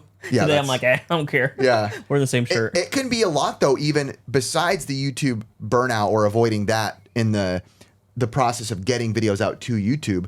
But even batch filming can feel daunting. I mean, I have to admit, and I say it with respect, when I go to a convention and I know Retro Rick and Caleb are going, it's not fun. I'm not going to a convention. As soon as I find out they're both going, I write it off. I won't see you guys there. Is this why you're not coming to Retro World? So check this out. Check this out. No, I'm not going to Retro World. I don't want to. Because Caleb is coming now. Oh, man. Rick is on the fence. So, dude, my example will be Southeast Game Exchange last year or 2 years ago? 2 years ago. 2 years ago. That convention, I went to it, and I didn't exist. They had me booked and were fighting for my time every hour slot. They were paying me, don't worry, to film for them, to help do creative stuff with them. It was like, cool, Caleb has me from 8 to 9, Rick from 9 to 10, 10 to 11. Okay, lunch break, 12 to 1, I have Caleb, 1 to 2. It was exhausting. Literally till the second we were done, till it was closing. I was sweating. I am so tired, and it's like, Rick's like, one more video, and it's, how many Wii U games can I buy in the last hour of the convention? And they're like, all right, convention's almost over. And I didn't exist. So that can be, I'm not saying that in a way like, I don't want to do it. I'm saying it because that can be tiring as well, getting those batches done. When they're done, they're nice because it's like, sweet, we have 30 videos. And you really help push me towards a lot of that stuff too. So, but yeah, I mean, oh man, it's YouTube burnout. You are such a high energy person. I have yet to see you burnt out. My wife always says that too. Yeah, I have yet to see you like, I'm exhausted. I can't do this anymore. You always seem like you're up there. You've known me the longest. I don't know. You tell me. I don't think I've ever seen him crash like that. Like he'll fall asleep fast, like when we used to hang out in high school. But dude, he's like the same guy every time. Like wakes up, well, hey, let's go by. In a good way though. You're just very high energy. It's good energy. I have to tell the story then right now. This is the best time to tell the story. Yeah. So this weekend, I told you you'll like this story, Curtis. This past week, I was in Utah with Caleb. And I've hung out with Caleb a million times. I love Caleb, Phoenix Resell. Hung out with him 1,000 times. Great guy. Gets a bad rap sometimes. He's honestly a really great guy. And we've hung out a million times, been at conventions, everything. We've never stayed in a hotel together. Ever. We've never stayed in a hotel together. And we get to the hotel in Utah, end of the night. We're doing our thing, being fun, goofy, good buddies. And I look at Caleb and I'm just like, man, he looks bummed. Did I tell you the story? No. Oh, thank God. I'm like, something's up. He looks like bummed, tight. I don't know what it is. He's just like, and I'm like, odd. I don't know what's going on. We wake up the next morning and Caleb's like, I just have to tell you, you are so annoying. And he's like, it's okay to be quiet once in a while. And I was like, oh my God. I was thinking, say something. we're in a hotel and it's like this. Caleb, say something. And Caleb's like, dude, it's okay to be quiet. And I'm like, it's okay to talk. And we quickly realized we are not just like, I like to talk, he likes quiet. It's, I like to freaking talk, and he likes to freaking be quiet. I go in there and I'm like, Caleb, he's got his like nasal spray, earplugs, eye thingies. And Caleb, the next day, he was like, dude, he's like, you're like, oh, cool shoes. Like, look at the TV. Oh, there's the remote. He's like, when you got in the shower, I heard you be like, whoa, it's cold. Wee, whoa, whoa, whoa, there's my soap. There's this. And he's like, why do you have to point out everything? And he literally told me, and again, we say that we say this to each other because we truly are friends. Real friends talk like this. Yeah, that's good. And, yeah, he had all his stuff out. And he was like, hey, I say this with love. He's like, next time we go out, he's like, I will pay for your hotel to be separate. But he says it with love. And I say it with love. And we talk all day the next day and everything. But it was just such a funny situation because we couldn't have been. I mean, I woke up. I love you. I'm so sorry, Caleb. We wake up. It's like 7 a.m. And I look over and I'm like, oh, morning. Like, oh, what's up, buddy? And I look over and he just, I'm so sorry, Caleb. He has his eyes closed a lot. So he'll be up and he'll, take off his thing. He's like this on the side. And he's like looking at me. He's like this for like 10 minutes. And I'm talking to him. He's like, yeah, we can do that. Okay, we can go there. And I'm like, what is happening, dude? But I could feel the tension that he was like, almost like praying for me not to talk to him. And I was like, okay, I need to read this. And I would even tell him like 30-minute stretches would go by and I'd be like, dude, I need to like yell or something. I just went like 30 minutes trying to respect your wishes, trying not to talk. So that's interesting because I feel like sometimes like if you're obviously a very extroverted person. And it's that's who I am. High energy, but people extroverted. know that's who I am. Because I've had comments, people like, dude, Riff, chill. I'm like, if I chilled, I'd be faking for you on YouTube. Yeah, and That's you're the not truth. faking it. That's just who you are. I would say, like, I'll speak for myself. Yeah. Like, I am sometimes not a very extroverted person, but I feel like that sometimes complements, like, a very high energy person with somebody that's maybe not as high energy. And Ricky... Oh, I'm low energy. Like, low energy. Like, and so And you he's in the guys middle. complement each other. Yeah, you're probably middle. Maybe I'm middle. I don't know.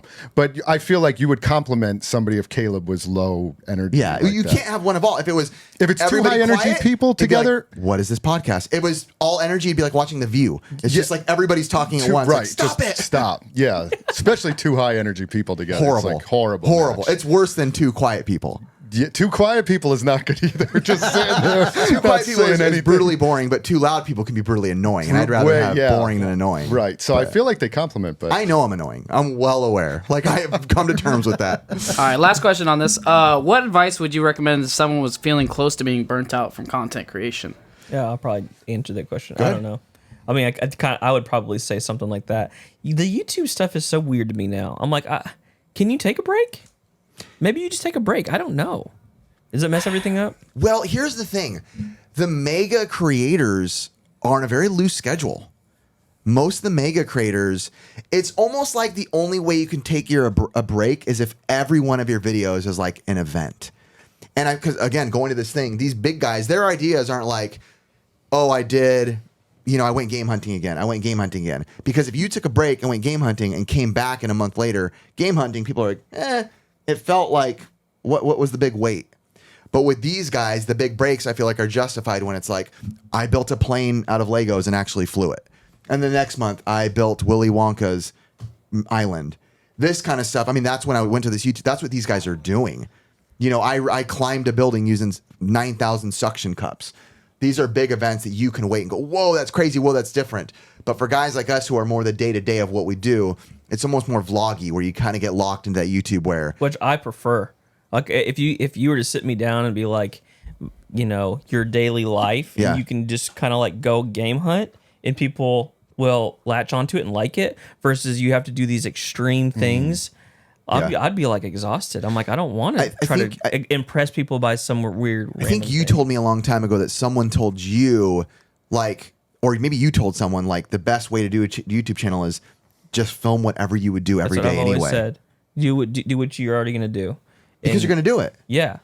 That's why, like, mom channels are like, that's how my Yeah. daily routine. That's what they do. I would say, going back to the question, I would say really plug yourself into a community of people that are doing the same thing. That's what's helped me too. I have a couple different threads of, text threads, Instagram threads that we're always helping each other and encouraging each other in that. So I think if you're doing it solo, you're probably going to get burnt out a lot quicker than if you were. Yeah, because actually I enjoy giving him ideas. Like I literally gave him a list of things. I was like, if you ever run out of ideas, here's a list of everything you can do. Curtis crushes it. He'll like literally send me things and like fuel. That's fuel to kind of get you have going. people that help you that are passionate. And this guy like package videos for me. He's like, dude, here's the shirt you should talk about. Here's kind of the back history on it, and here's this. And I'm like, dude, holy crap! And also reinventing yourself. We've always said that in our channel. I think what really helped us not get burnt out, Ricky and I, was collecting new things. Yeah. Just being like, let's check this out. That's kind of cool. And then before you knew it, you're not just picking it up because you're like, oh, maybe it's cool. You're like, crap, now I want this. Which is also, in our world, a brutal wormhole because you end up buying way more stuff than you ever thought you should. I started watching that new show, Golden Touch, whatever the new King of Collectibles. King of Collectibles. That's ruined me. Now I'm like, I should buy sports jerseys. I hate sports, but I should buy sports jerseys now. Like, what? Why? Why? The influence, an idiot, like a jester. All right, so Easter was recently, and I noticed your post on your channel. You posted something religious, and I know you on a personal level. I asked you before what you're comfortable sharing. By the way, I never want anyone to feel like this is like, we are Pixel Game Squad. We hang out with guys all different ages, all different religions, all different political affiliations. Your wife's black, your wife's Filipino, you're Filipino, your wife's Filipino. There is no, I'm just saying. Filipinos. All Filipinos? Yeah. Wow. Maybe we aren't so diverse. No, but basically, we've always been very, like, there is no, like, a religious, like, you need to believe this, you need to think this about COVID, you need to think that about this political party. Like, we don't care. But I thought it was interesting when you posted something about Easter. Yeah. I know what you do for a living. I'll let you, if you want to go ahead and say that. 100%. And we can kind of talk about our experience too, with kind of where faith, again, this is just a conversation about it. We're not trying to be, you guys better either subscribe or convert by the end of the video. That's not what's happening here. Subscribe or convert. Those are the two options. That's our new end phrase. But yeah, tell me about what you do and how it plays into your... The best way to say it is I'm a worship leader. So basically what that means is I play music at a church. So we're at a contemporary church where it's not like, I don't know how people have grown up, but like you have like the little old church and the pews, and like that's probably the opposite of what you would probably envision with our church. It's like, because in Arkansas, because we're in Arkansas. Everyone's like, no, because it's like four guys and a banjo. No, but you have like, it's like there's a whole lighting crew. We're streaming all over the world, for these live services. So it's a little bit different than people might think of what it is. But when I say people, I remember I went to my 10-year reunion. My friends came up to me. They're like, "You're like a priest, right?" I'm like, what? I'm like, no, man. I think we said that this morning, Rick. Are you a pastor? I'm like, no, Pastor man. I play music at a church, man. It's like the best thing ever. They're like, oh, that's cool. So it's obviously a huge part of your life. It's ingrained in who you are. It's what you do. Has your faith ever played into any sort of way within your YouTube channel? Yeah. So I've always looked at it like, I feel like people tend to look at it as like, where are you at in your beliefs? Like, is it God is first, and then you hear like, then it's your family, then it's your job. Our pastor has always done a good job of being like, it's like those things. It's your family. It's Retro Games Plus. It's the game store, and the like God is in all those things. Like he's my priority within those things. With like honoring him with how I work hard, how I treat people, all those types of things. It's like, it's the forefront of what I do in all aspects. How I treat my kids. Got it. How I, do all those types of things. So it's not like, oh yeah, I do church on the weekend, and then these are all the other things. It just is all encompassing thing. For me, I'm a Christ follower. So like, I try to live my life Christ-like. That's what that's what a Christian means. So yeah. Yeah, I know us for our channel. I mean, when we started in the beginning, we're Christians. We went to the same. We went to a Christian high school together. Ricky went there because his family had money. I went there because my dad was a janitor. Nice. Dude, your dad's awesome. I love your dad. Yeah, Curtis and my dad got along very well. They had some great conversations. But when we started YouTube, it was in about 2012. And the retro game scene was great. There was a lot of great stuff, tons of great guys. But when we came in, we we verbally like made an agreement together, like we want to be a change in the community. Not that we're good. We will never put. We've always said we'll never be in a pedestal, but we've always wanted to be an example. And of course, we fail all the time. We're humans. We say things all the time we shouldn't, even on the show and stuff like that. But we were forefronting it at the front of what we do. Like we want to, and NES Complex was a part of that too. That's true. He was like, hey, we need to be different. We need to be different. We want people to ask. We want people to feel comfortable asking, about what we do. And I'm sure, what other y'all do a really good job. I think like the way y'all live out your faith never feels pushy, but it does feel genuine. Like, that's who they are. They believe that, and I feel comfortable with whatever belief they may have. It's like, you can commingle and be in the same room, not be weird. It was interesting when we started to, like, a lot of the guys we talked to, we didn't know. Yeah. So many. It just started like people were like, hey, are you guys Christians? Me too. Another YouTuber, me too. Another YouTuber, me too. I love how subtle it is. They like, they're like A secret. it's like a secret society. Like you go up and do like the secret handshake. I know Chris worships Satan and he's looking at me different right now. Are you a believer in anything or not? This isn't literally. Absolutely. No, I'm Catholic. I was raised Catholic and went to Catholic church. My mom was a Catholic school teacher. Wow. So like she taught Catholic. Did you ever get spanked with a ruler? No. Spankings. No, my mom is great. No, she just was a very wholesome, church-loving woman, and so she taught classes. And my dad still is very faithful, goes to church all the time. So he's pretty strict with it. Yeah, myself, not so much anymore, and my wife neither. We go maybe a couple times a year. My wife is Jehovah's Witness. Okay. So which is also Christian, in case you didn't know that, but just a different outlook on Christianity. So I'll go to the Jehovah's Witnesses meetings. I actually like some of those, but just a couple times a year. You knocked on my door. No, I do not do that. She is not practicing, so we don't do any of the knocking on the door stuff. But my take on faith is I felt like growing up with it, I gained such an appreciation for what I was taught, from Jesus and the teachings. To really what I took away from it is just be a good person. And I feel like I don't necessarily need to go to church or no offense to, like, I love the singing and that stuff is awesome.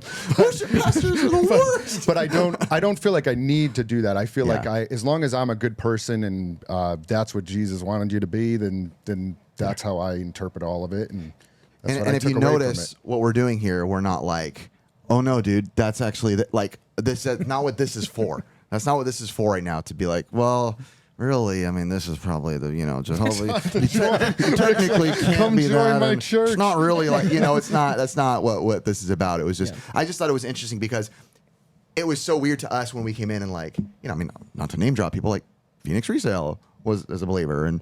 Chips at the Right Price, and NES Complex, Generation Hip Gaming, and John Lester, Gaming Illustrated 1. It was just weird to like, it's almost like people weren't like, closeted about it, but people like never said anything.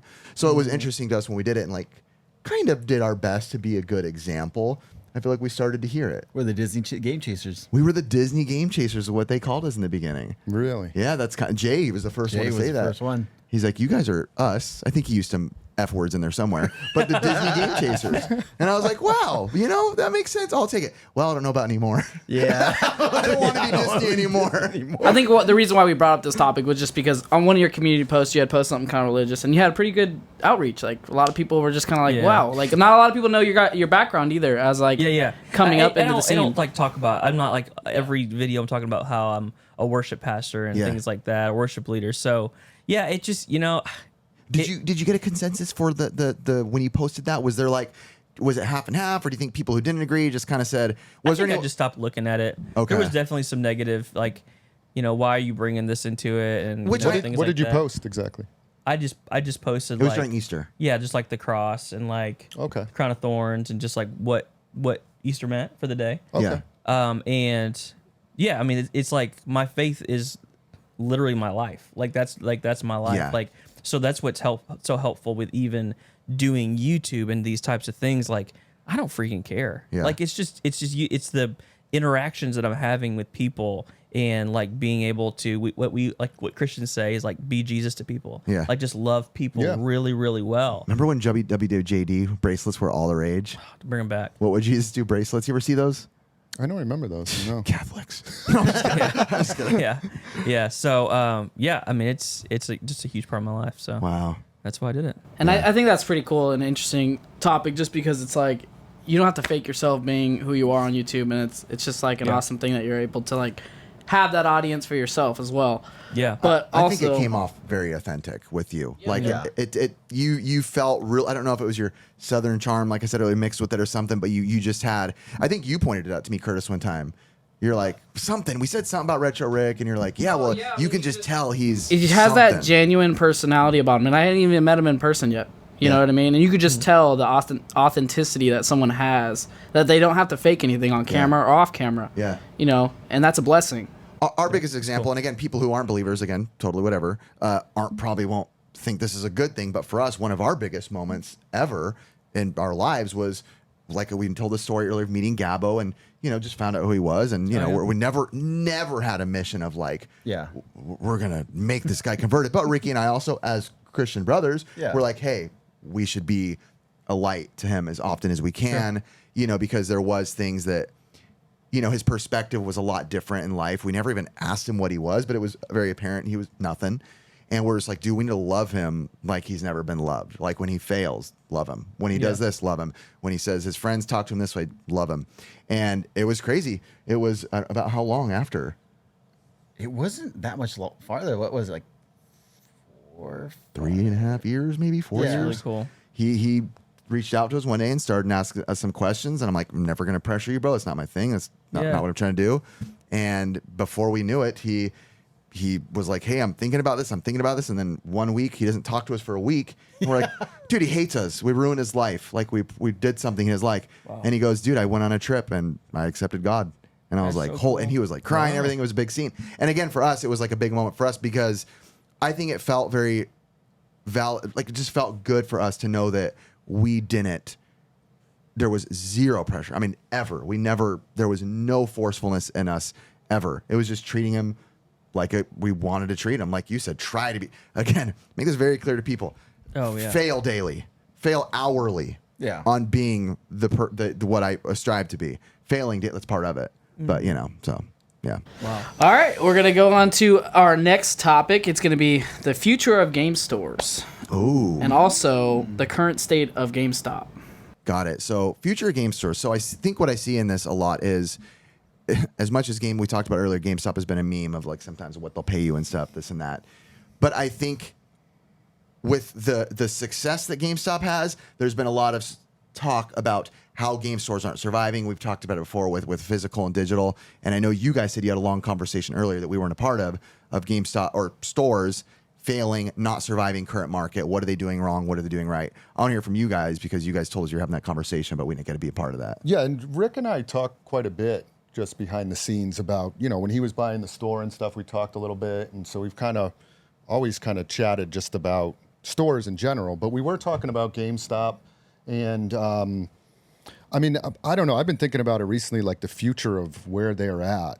And I have no hate against GameStop. I mean, they actually send us like a bunch of business. I've never even really considered them competition. Okay. But when I go into any of those stores now, I mean, there is no inventory of physical games. Wow, brutal. I did hear just the other day, I had a customer come into the shop that, whether this is true or not, said they're not taking PS4 games anymore. That's what I heard, which I don't know. I heard that. So I can't verify that. But I mean, when I go in there, again, no physical games. Just how long can they actually, continue the way they are? I've read numbers that they're losing like $600 million a year, something like that. So what are they doing wrong as opposed to you guys opening new stores? Your store's doing great. What are they doing wrong that is causing this? They seem so out of touch with the gamer market. Like when we're talking games and what we're doing, we're talking about like, hey, people seem like they like comics now. Maybe we should sell comics or vintage T-shirts, or like really in tune with the collectibles markets and what people seem interested in.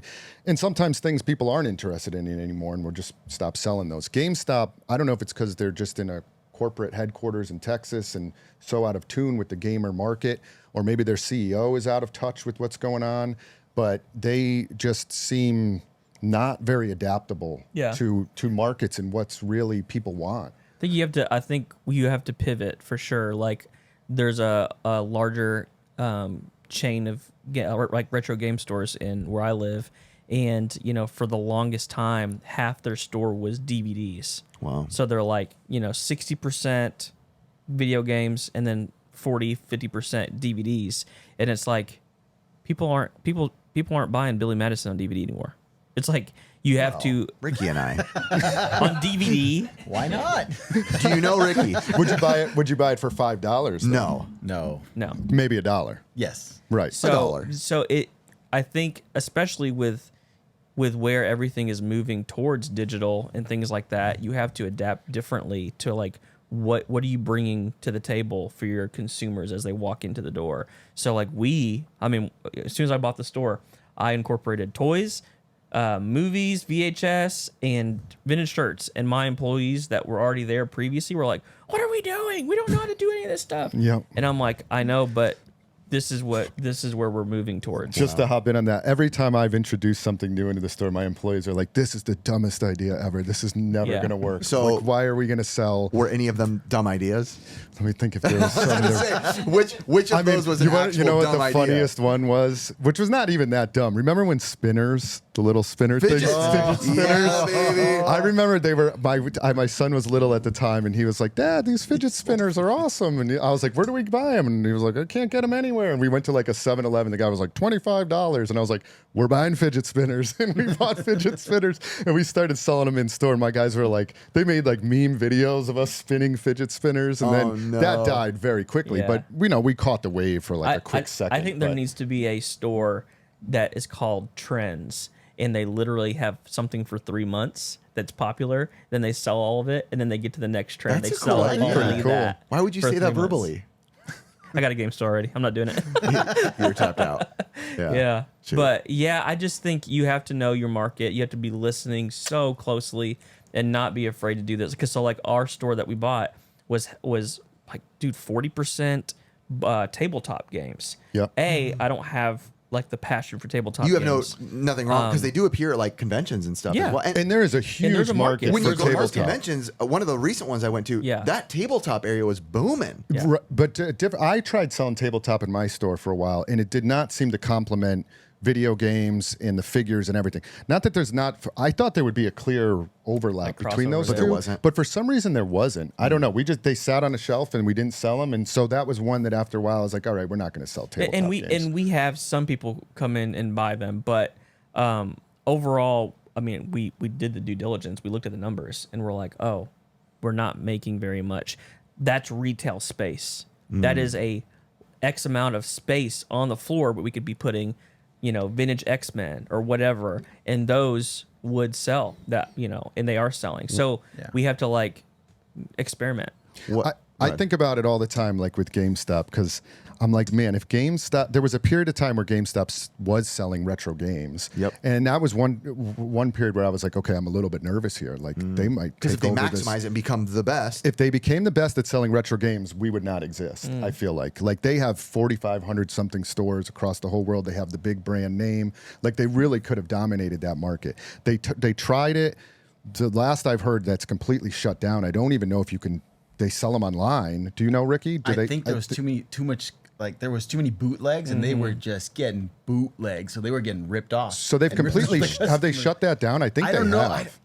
I'm not 100% sure. I don't think they have yet 100%. I've heard in some instances where people have actually went into GameStop and was able to buy retro games by asking. I think they might still take like the Mario versions of Wii, maybe like Super Mario Wii games, and maybe yeah. Super Mario like Nintendo games. okay, But if they were to literally, I know I don't think GameStop is listening, but if they were to like adopt what we do and basically be like, you know what, we're going to do all the things you guys are doing, I feel like they would just crush the I was market. going to say, ring, Chris, we want you to be the phone call. We want you to manage, we want you to lead up GameStop.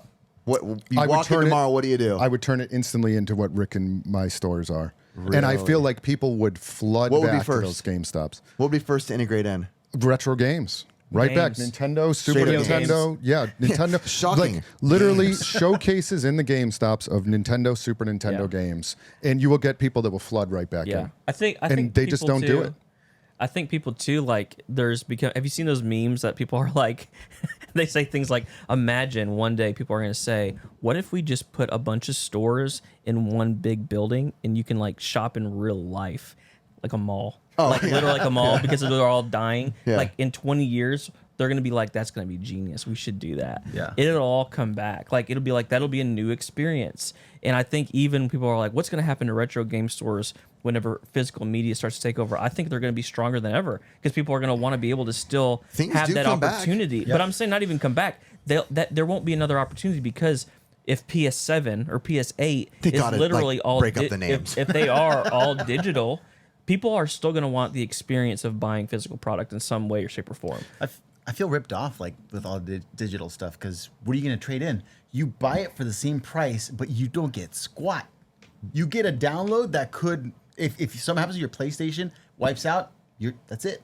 You just hit a great point because you told me earlier how devastating it is for you when someone trades in a DS and they got 70 games. They have a 3DS. Downloaded. Nothing. We wipe everything. We wipe it Zero. all They from- ask and how they much spent money. all that money, and it means it's I get it nothing. all the time. How much do I get for these downloaded games? And I'm like, I'm sorry, zero. We give you nothing for If any you of want that. the next person to have all your information, Yeah. Yeah. that's up to you. What is one of the biggest challenges that you face when owning a store? Don't do it. Not advice. Biggest challenge. Biggest day-to-day challenge. Managing people like employees is difficult. Like that for me now. The stores run pretty well. It's more I feel like I'm managing people, and I have great employees. I love my employees so much. But you know, they're people. They get sick. They have things that happen. They want to move on. They have a bad day. They yelled at a customer. They're real life humans. They're real life human not beings. AI They're not yet. AI. So managing just people in general, and people on the other side too. Customers. You know, customer has an issue, dealing with that. Yeah. But the stores generally run pretty smooth for me. And I'm still in that process of where like I like things to be very specific, certain way, a certain look, a certain vibe, and I literally can't be there all the time. And like, Yeah. we're talking about a it game leads to some slipping. Games are slipping all the time. I mean, like my friends are like, dude, my friends do this. Like, what's your game store? You had North and South. So yeah, this week alone, someone at your store priced North and South for $4.99. It's a $50 game. $50 game. And our buddy Ben back there, who's hiding out in the back, he bought a Wavebird with dongle at your store for like $40 or something. Ben, you owe me $50, Ben. So I mean, how does that sit with you guys when you trust your employees? You can only do so much. Yeah. Do you mentally?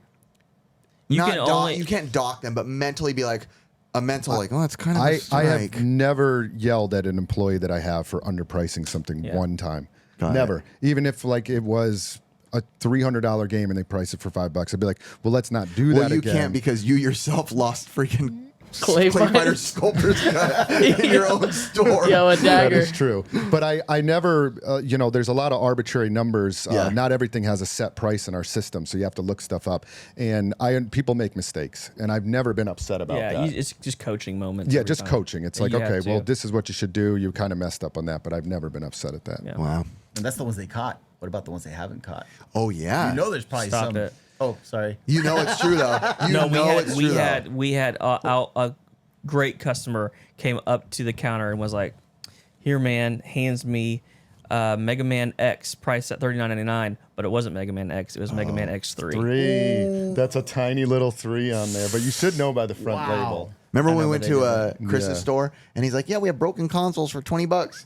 And I'm like, "Cool, man. I'll take this N64 with the red expansion pack inside." All right, man. He was like, "But good news, he still honored it." I still gave What it a to you. scumbag Right? Emperor accepted. All right, I'm going to end on a pretty good story with Chris. I know this kind of goes within the game store. You talked about when you were possibly going to potentially sell your store back in the day when you were moving over into California. Do you want to kind of dive into that? Yeah, when I had, I was telling Rick this story earlier too, but when I had originally moved out to California, I was contemplating selling the stores. I had put them up for sale through a broker. There Just was- the ones on in the East Connecticut. Coast? Yeah, so And there was 3 of with them. the plan of opening more here?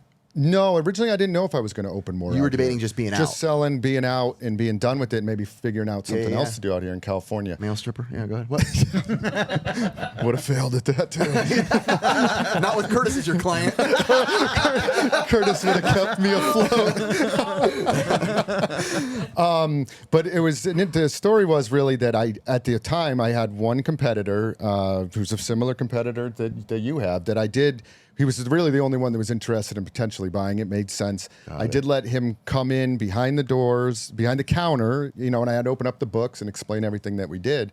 And at the time, they only sold DVDs and games, pretty much. We were selling figures, comics, Pokemon cards, everything. And I was a little bit worried. I remember telling the broker, I was like, hey, I'm a little bit worried about bringing my competitor behind. But he was like, hey, listen, you want to sell your business, this is what you have to do. Yeah. I was like, man, I really don't feel good about this. Well, 4 months later, what did they start selling in their store? Pokemon cards, comics, action figures, all of that stuff. Yeah, so they came in, which, hey, business is business. I mean, I let them behind there to show what we did. Yeah. So, yeah, it was just an interesting story that they did go ahead and do that. And then, is that what made you decide not to sell it? They never made an offer. No. Oh, okay. I probably would have sold it to them at the time, but they never did. Really? So, and they've since kind of over-diversified Yes. this company. You said they were selling some stuff. Yeah, power tools. Laptops, iPods. Book off. Who is book? It literally anything that you can buy and resell. Basically, So you wake up tomorrow morning with a demand letter on your door, one or the other, chopping block. Game store goes tomorrow or YouTube goes tomorrow. Which one is it? Gone. What? That's it. What are you picking? They go hand in hand, man. No, one's got to go. I don't know if I can pick. I feel like I know which one you would pick. You're gonna pick. You don't want to pick, do you?